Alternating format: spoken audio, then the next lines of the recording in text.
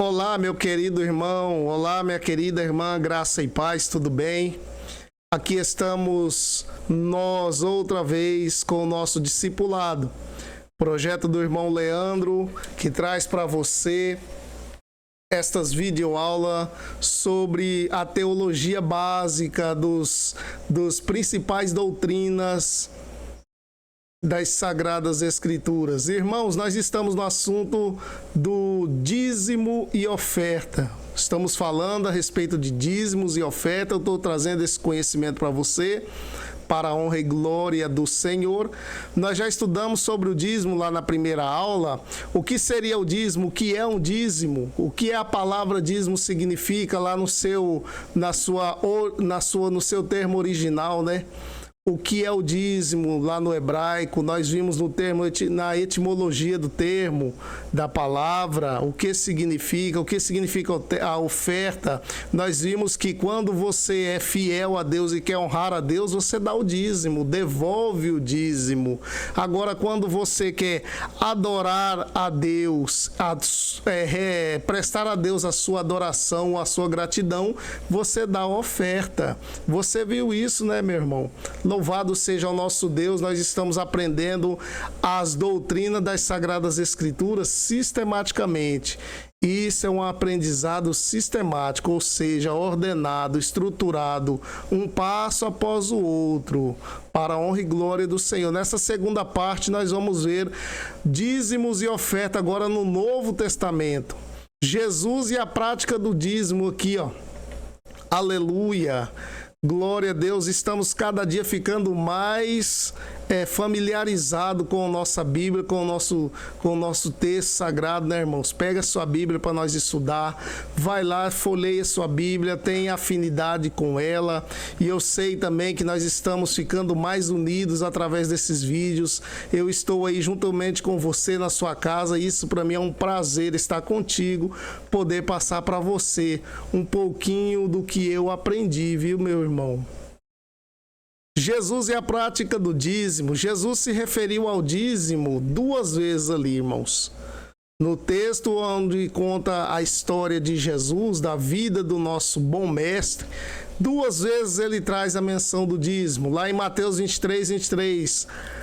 Mateus capítulo 23, verso 23, aonde ele vai dizer aquele texto bem conhecido: ai de vós, escribas e fariseus, hipócritas, porque dais o dízimos da hortelã, do endrio e do cominho, e tendes negligenciado os preceitos mais importantes da lei.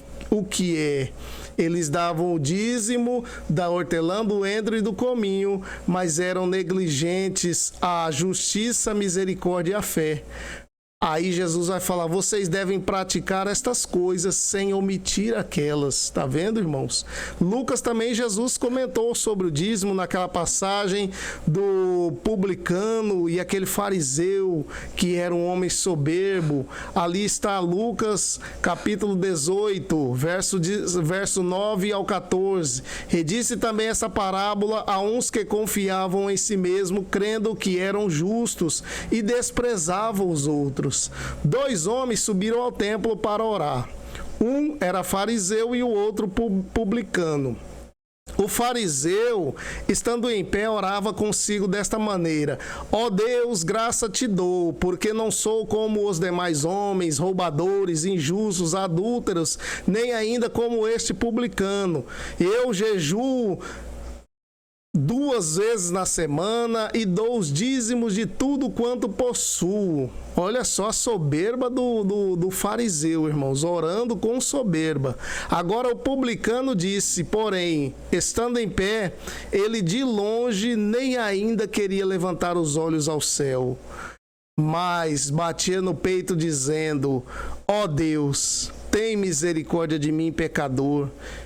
Aí agora Jesus vai dizer: digo-vos que este desceu justificado para a sua casa, e não aquele, porque qualquer que a si mesmo se exalta, será humilhado, E qualquer que a si mesmo se humilha será exaltado.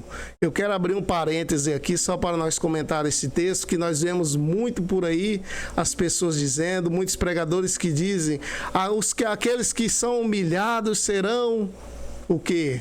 Os humilhados serão exaltados, né? Essa palavra está errado, esse termo, irmãos. Os humilhados serão exaltados, porque que o texto está dizendo, qualquer que a si mesmo se humilha será exaltado. Não é os humilhados serão exaltados, aquele que a si mesmo se humilha, este vai ser exaltado. Corrigindo esse texto, corrigindo somente essa frase. Então nós vemos, na primeira citação, Jesus censurou os escribas, viu, irmãos? Ele censurou os escribas e os fariseus que entregavam o dízimo apenas para se mostrarem mais piedosos. Na segunda citação, da mesma maneira, ele censurou o fariseu que dava o dízimo apenas para cumprir a exigência da lei. Em ambos os casos, os dois casos que nós lemos aí, irmãos, Jesus não condenou a prática do dízimo não, viu? Jesus ali não falou que vocês estão errados em devolver o dízimo, mas ele condenou a motivação equivocada daqueles religiosos, ou seja, aquilo que eu sempre falo, a intenção é o que Deus vai julgar, viu, irmãos? Cuidado, tudo que você fazer na casa do Senhor, Deus está julgando, está vendo e sondando a intenção do coração. Algumas considerações a serem pontuadas. Então ali nós já vemos que não adianta devolver o dízimo ao Senhor querendo se exaltar, dando dízimo com soberba, ou só dando dízimo para cumprir uma ordem. Não adianta. Deve ser dado com alegria no coração e na alma, adorando e honrando a Deus. Algumas considerações a serem pontuadas sobre se Jesus foi dizimista. Jesus foi dizimista ou não, irmãos? Vamos para a primeira aqui, a primeira consideração. Jesus foi educado em um piedoso lar judeu. Ele entra no lar de um judeu e ali Jesus foi um homem muito educado. E os judeus ainda assim, piedosos, eram dizimistas. Os judeus não recebiam pessoas que não eram dizimistas, não, irmãos. Os judeus eram pessoa muito rígida. Se esses judeus receberam Jesus em sua casa, então certamente Jesus, ele estava praticando, ele estava em dias com o dízimo. Jesus declarou que não veio para revogar a lei e os profetas, mas ele veio cumprir. Está lá em Mateus, capítulo 5, verso 17. Abra sua Bíblia e acompanha o texto sagrado. Então, se ele não veio abolir a lei, se ele não veio revogar a lei, se ele não veio desfazer da lei, mas ele veio cumprir, na lei está escrito que o dízimo era uma ordem a ser feita, devia ser cumprida a ordem do dízimo. Então, se ele não veio desfazer da lei, se ele veio cumprir, certamente, então, ele estava cumprindo a prática do dízimo. Os inimigos de Jesus tentaram convencê-lo de que estava violando a lei. Por exemplo, lá na observância do sábado. Será que eles não iriam fazer isso se Jesus não violasse a lei do dízimo também? Porque eles falavam que Jesus estava violando a lei do sábado. Se Jesus estivesse também violando a lei do dízimo, eles teriam atacado Jesus, falando, você não dá o dízimo. Mas eles não atacaram Jesus nesse ponto. O Talmud, que é a coleção judaica de comentários da lei, vários rabinos, homens piedosos que conhecem a Torá, esses homens fizeram comentários da Torá. E esse comentário é o Talmud. Ele proibia a um judeu zeloso se sentar à mesa com outro judeu não dizimista. Tá vendo, irmãos? Um judeu zeloso não podia sentar com outro judeu que não era dizimista. E os fariseus se sentaram à mesa com Jesus. Tá vendo aí? Jesus sentou com certeza com os fariseus.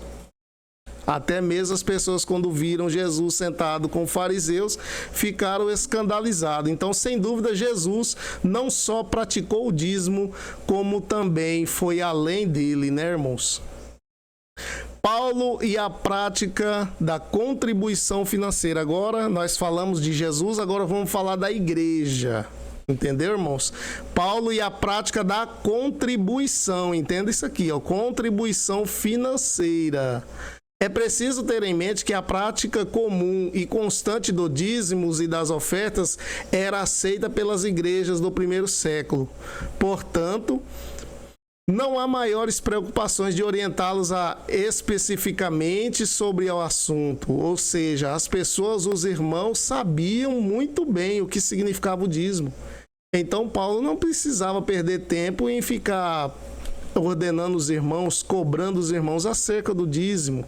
Tanto é que também tinha algumas áreas, alguma localidade que os irmãos estavam com extrema pobreza, até passando necessidade. Seria desumano da parte de Paulo, isso é uma leitura minha, seria desumano da parte de Paulo cobrar o dízimo daquelas pessoas que estavam precisando de ajuda. Certo, irmãos? Entenda isso. Mesmo porque podemos ver que era a prática da igreja daqueles dias lá em Atos, capítulo 4, versículo 32 e 37. Ou seja, os irmãos sabiam muito bem sobre o dízimo. E a prática deles, a prática do dízimo, eles faziam corretamente. Lá em Atos, capítulo 4, verso 32, vai falar. Atos, capítulo 4, diz que lá vai dizer que todos os irmãos tinham suas propriedades e vendia e trazia para os pés dos apóstolos. Lembra do texto? Então eles tinham tudo em comum. Ele não escondia nada um dos outros. Tudo que um tinha, eles dividiam e repartiam com os outros. Davam então além do dízimo, além da 10ª parte. Até então entrou uma confusão lá em Atos capítulo 5, que Ananias e Safira, vendo que os apóstolos estavam recebendo tudo, as propriedades das pessoas, vendia e entregava para os apóstolos, tentaram enganar a igreja, mentiram para o Espírito Santo. E aí foi terrível a fatalidade. Na igreja acontecia isso, eles entregavam tudo o que tinha, além do dízimo. Mas vamos ao que Paulo nos orienta sobre o assunto. Vamos ver o que o apóstolo, o arquiteto do cristianismo, o apóstolo Paulo, nos diz sobre o dízimo. 1 Coríntios capítulo 16, versículo 2. Ali Paulo aconselha que deveriam trazer as ofertas regularmente. No primeiro dia da semana, cada um de vós ponha à parte o que puder juntar, conforme a sua prosperidade, para que não se façam as coletas quando eu chegar. Ou seja, primeira coisa, deve ser entregue regularmente. O texto ali nós vamos ver. Regularmente, no primeiro dia da semana, eles juntavam as suas contribuições. Segundo, a entrega é um privilégio de todos. Cada um de vós, era para cada um dos irmãos, tinham esse privilégio maravilhoso de contribuir, de devolver. E a terceira, a mordomia financeira é sagrada, põe à parte, ou seja, Paulo está aconselhando que o que é parte do Senhor, separa, viu, irmãos? Separa o que é do Senhor, o que é de Deus você põe à parte. Quarto, devemos entregar o máximo, o que puder. Basta vermos o exemplo dos macedônios, lá em 2 Coríntios, capítulo 8, versículo 3. Eles davam o máximo de si, o máximo que eles podiam entregar. E agora, irmãos, proporcional à prosperidade, conforme o que você adquiriu, o que você juntou, O que você granjeou, foi adquirindo, foi juntando, a sua prosperidade, o que você prosperou, aquilo ali você tira para a contribuição.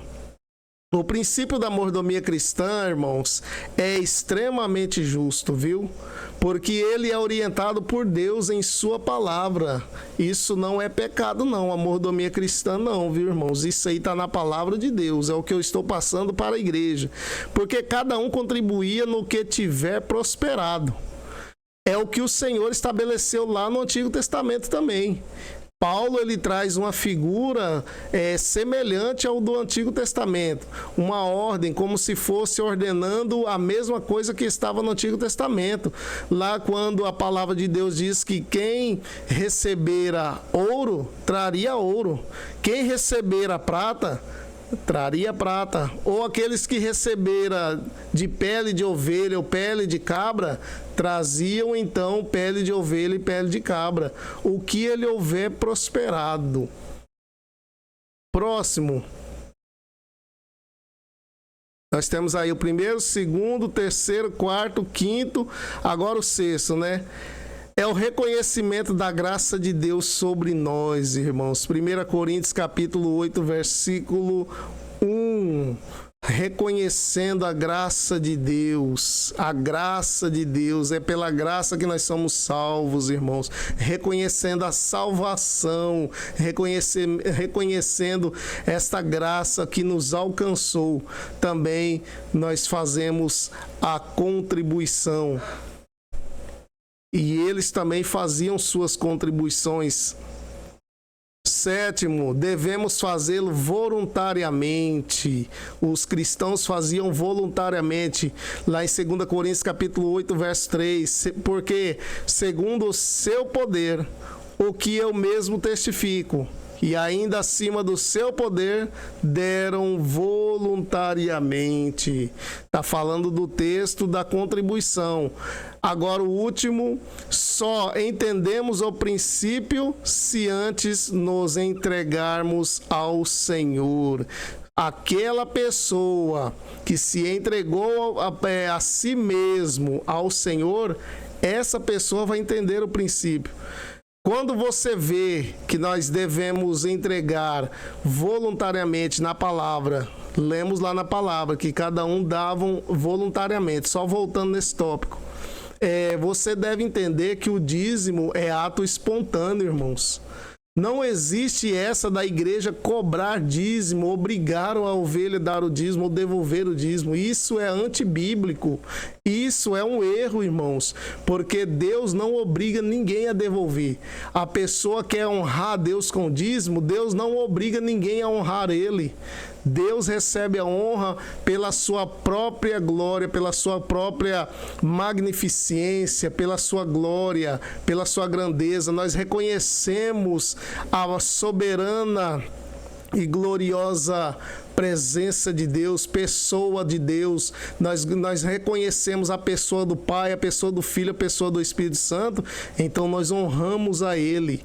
Ele não quer nos obrigar, nunca e jamais nos obriga a devolver dízimo.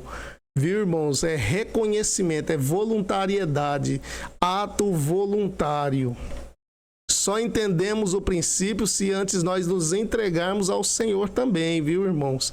2 Coríntios capítulo 8, verso 5.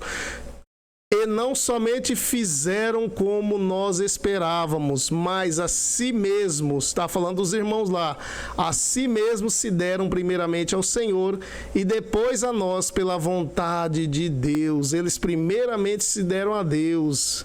Então está aí o texto. Irmão, se você não consegue compreender a mordomia cristã financeira, você não consegue compreender. Se você acha que isso é um ato errado, você está na onda daqueles que é contra por mero capricho. Você acredita que a mordomia cristã é uma coisa errada, Então eu sinto muito lhe informar nesse discipulado do irmão Leandro que há uma grande probabilidade, irmãos, de que você não entregou nem a sua própria vida a Deus ainda, viu, meu irmão? Viu, minha irmã? Esta aí é uma palavra que nós acabamos de ler. Os irmãos entregavam a si mesmos a Deus. Aqueles que é contra esse ato de cristã, às vezes ele pode estar enquadrado nesse assunto que eu acabei de citar.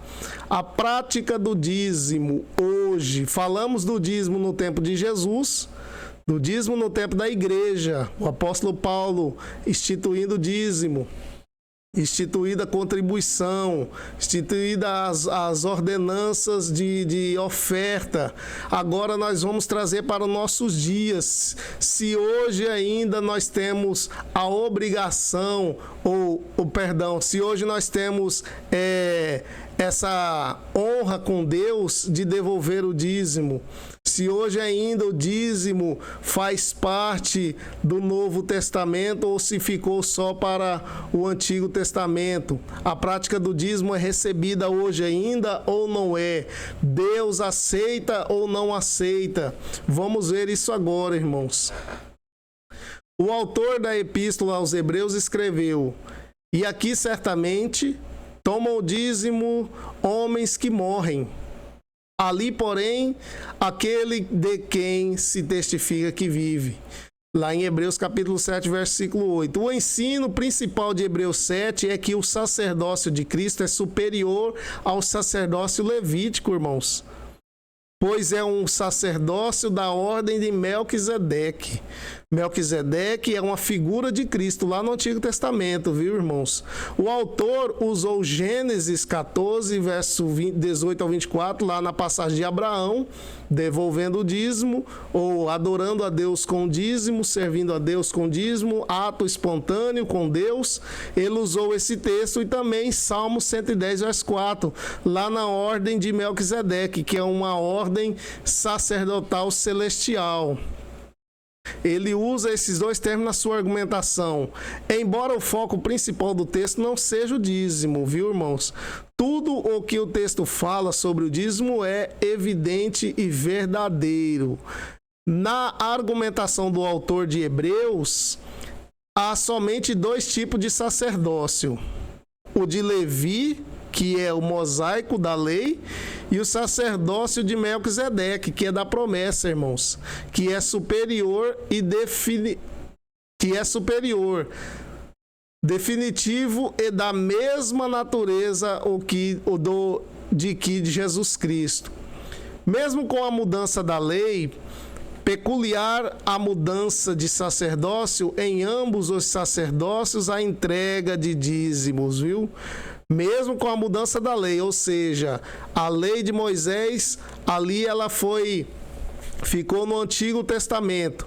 Agora nós temos a lei, agora o Novo Testamento. Em ambos esses, a entrega do dízimos, viu, irmãos? Ou seja, os sacerdotes recebiam o dízimo, os levitas recebiam o dízimo, mas eles eram homens mero mortais, homens terrenos, que ali finalizou. A lei de Moisés que finaliza ali os dízimos. Hoje eles não têm nem um templo mais. Então eles são pessoas mortais. Jesus, porém, recebeu também o dízimo. Jesus estando então agora lá no Antigo Testamento, hoje ele também recebe o dízimo da igreja. Esse texto ele quer nos dizer isso, que a entrega do dízimo, irmãos, agora foi para a área espiritual. Os sacerdotes recebiam os dízimos, só que eram homens inferiores a Cristo. Jesus recebeu o dízimo, agora ele leva para a área espiritual, ou seja, agora para a área eterna, irmãos. Melquisedeque, sendo uma figura de Jesus no Antigo Testamento, ele recebeu o dízimo lá. Hoje da igreja ele também recebe. Fica claro que na nova dispensação, hoje o tempo da graça, todo ato de adoração a Deus é movido por fé, irmãos. Tá vendo aí? Tudo que não é de fé é pecado. Todos os nossos atos que nós fazemos para Deus é de fé. O dízimo é um ato espontâneo e deve ser feito com fé, para que Deus aceite, né, irmãos? Fica claro que nesta nova dispensação, a nova aliança, o dízimo sai da esfera material, o que eu estava dizendo, e vai agora para a esfera espiritual, viu, irmãos? Fica claro que o dízimo não está relacionado a mandamentos mais, irmãos. Não está relacionado a mandamentos, mas está relacionado a princípio de honra e de reconhecimento a Deus, que tudo nos dá. Entendeu, irmãos? A finalidade dos dízimos e oferta, sustento do sacerdócio. Qual é a finalidade? Para que é usado dízimo e oferta? Os levitas dedicavam-se exclusivamente ao serviço do templo. Então, o dízimo deveria ser utilizado para o sustento deles e dos sacerdotes, lá em Números 8, 26. A Bíblia faz a mesma menção no que se refere àqueles que vivem integralmente para a obra do Senhor, irmãos.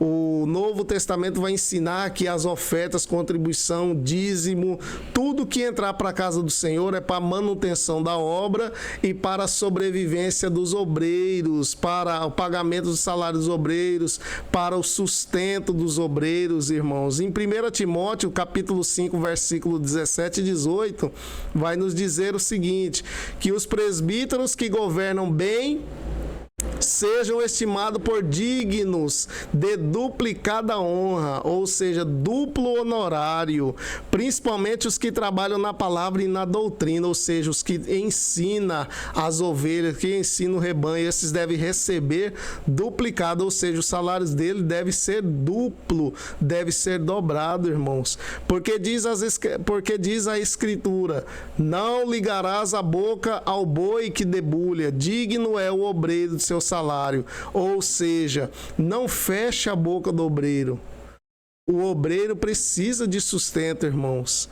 E ele, se for um obreiro que trabalha ensinando o povo, ensinando a igreja, ensinando a palavra de Deus, esse deve receber o seu salário dobrado. Os versículos instruem que os presbíteros e líderes, aqueles que lideram bem a igreja, devem ser honrados com duplos honorários, especialmente aqueles que trabalham na pregação e no ensino, viu, irmãos? Em Gálatas capítulo 6 também tem um versículo, Gálatas 6, verso 6, e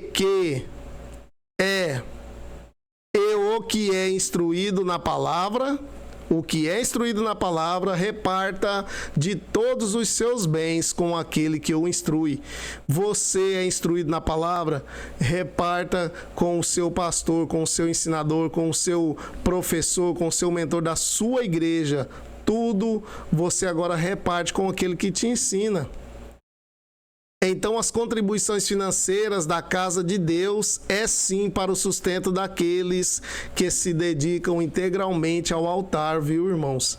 Uma das finalidades do dízimos e ofertas. Segunda finalidade, para a promoção das festas nacionais. As festas nacionais foram organizadas para fortalecer a unidade do povo, tendo ajuntamento, todos os irmãos ali, todas as pessoas se juntavam.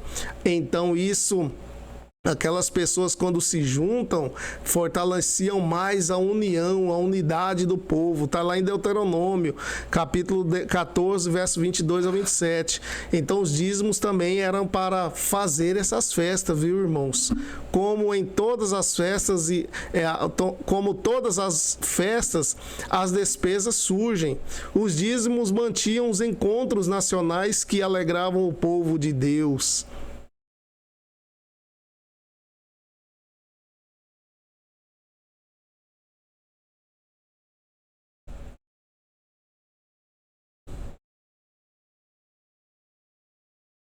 Próximo, sustento dos necessitados. Próximo motivo do dízimo. Utilidade, finalidade do dízimo. para sustento dos necessitados. Trienalmente, irmãos, o povo deveria separar o dízimo específico e entregar ao levita, a fim de que o encaminhasse aos pobres. Então tem aquelas pessoas que dizem que os dízimos lá no Antigo Testamento era para dar para os necessitados. Isso aí está errado, viu, irmãos? Aqueles que são contrários à prática do dízimo, pessoas que não apoiam a prática do dízimo, essas pessoas que não têm o conhecimento, dizem que os dízimos não eram usados no templo, mas era para as boas obras, para os necessitados. Isso aí está errado, irmãos. Viu? Aprenda isso. Porque a cada 3 em 3 anos, de 3 em 3 anos, fazia-se uma coleta especial de dízimo para o auxílio dos necessitados. Isso aí está lá em Deuteronômio 14, verso 28 e 29. Era de 3 em 3 anos. Eles juntavam um montante, o bastante para ajudar os necessitados. Quando Malaquias repreendeu o povo acerca da sua infidelidade no dízimo, a palavra de Deus na boca do profeta foi: para que haja mantimento na minha casa, diz o Senhor. Malaquias capítulo 3, versículo 10. O propósito do dízimo era para o sustento do sacerdócio, viu? Do sacerdócio, manter a celebração das festas e ajudar também os necessitados. O propósito do dízimo: manter os sacerdotes para a celebração das festas e ajudar os necessitados. Aqui na conclusão, irmãos, longe de ser vista sob a prisma de obrigatoriedade, viu? Tá vendo aí?